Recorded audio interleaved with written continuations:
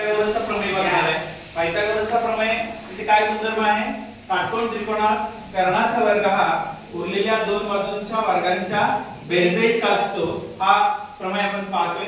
या ठिकाणी मी जी फळ्यावरती आकृती काढलेली आहे याच्यामध्ये आपण प्रमेय लिहित असताना पक्ष, साध्य, रचना आणि सिद्धता या पद्धतीने लिहितो।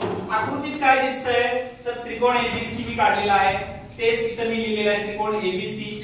याच्यामध्ये बी कोण किती अंशाचा आहे? 90 अंशाचा आहे, तर बी कोण इथे 90 अंशाचा आहे। पक्ष लिहिलेला आहे। साध्य काय करायचं आहे? या दिलेल्या आकृतीमध्ये कर्ण कुठला आहे? एसी। मग कर्णाचा वर्ग बरोबर उरलेल्या दोन बाजू कुठले?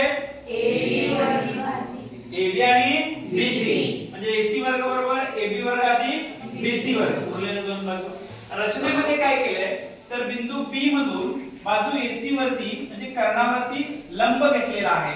बिंदू बी मधून कर्ण एसी वरती आपण लंब घेतलेला आहे, त्याला आपण बीडी लंब एसी असे सुद्धा म्हणू शकतो। आता जर आपण आकृतीचे निरीक्षण केलं तर असं लक्षात येतं की आपण जी काल आकृती समजून घेतली होती त्याच्यामध्ये समरूप त्रिकोणाची संकल्पना समजली होती, तीच या ठिकाणी आहे। या एका त्रिकोणामध्ये आपल्याला दोन समरूप त्रिकोण दिसतात। काय नाव आहे त्यांची? ए B D, A B C असे येतील का?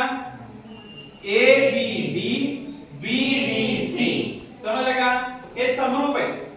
या ठिकाणी आपण जर बघितलं तर कर्णावरती ए डी आणि सी हे बिंदू एकाच कर्णावरती आहेत, म्हणजे एकाच ठिकाणी आहेत, म्हणजे एकरेषीय बिंदू आहेत म्हणून आपण लिहिलेला आहे।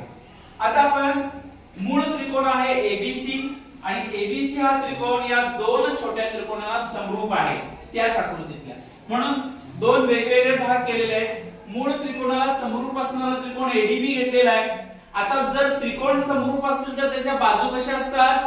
प्रमाणात। बाजू कशा असतात? प्रमाणात। म्हणून मूळ त्रिकोणाच्या बाजू आहेत एबी, बीसी आणि एसी, आणि संगत बाजू आहेत एडीबी त्रिकोणाच्या एडी, बीडी आणि एबी या संगत भुज आहेत, म्हणून त्यातल्या दोन आपण गुणोत्तर एकत्र घेतली, तिरकस गुणाकार केला, एबी गुणिले एबी, एबी चा वर्ग, एडी गुणिले डीसी, याला आपण म्हटलं विधान नंबर 1।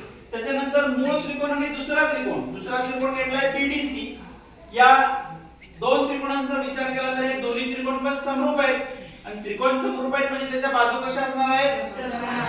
म्हणून मूळ त्रिकोणाच्या बाजू एबी, बीसी आणि एसी, आणि समरूप त्रिकोणाच्या बाजू बीडी, डीसी आणि एसी। याच्यामध्ये सुद्धा आपण गुणोत्तर समान आहेत म्हणून दोन गुणोत्तर घेतली, बीसी गुणिले बीसी, बीसी चा वर्ग, बीसी गुणिले एसी, विधान नंबर 2। विधान नंबर 1 आणि विधान नंबर 2 यांची जर बेरीज केली तर असं लक्षात येतं एबी चा वर्ग अधिक बीसी चा वर्ग, आणि पुढे काय दिले त्यांनी?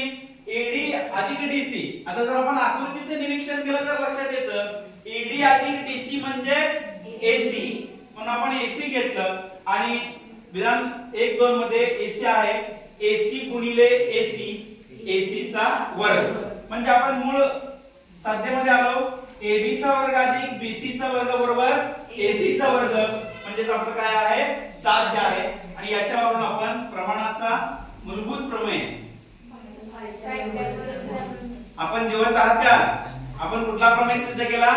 पायथागोरसचा प्रमेय। आणि काय आहे तो? कर्णाचा वर्ग बरोबर उरलेल्या दोन बाजूंच्या वर्गांच्या बेरजेइतका असतो। हा पायथागोरसचा प्रमेय समजला का सगळ्यांना?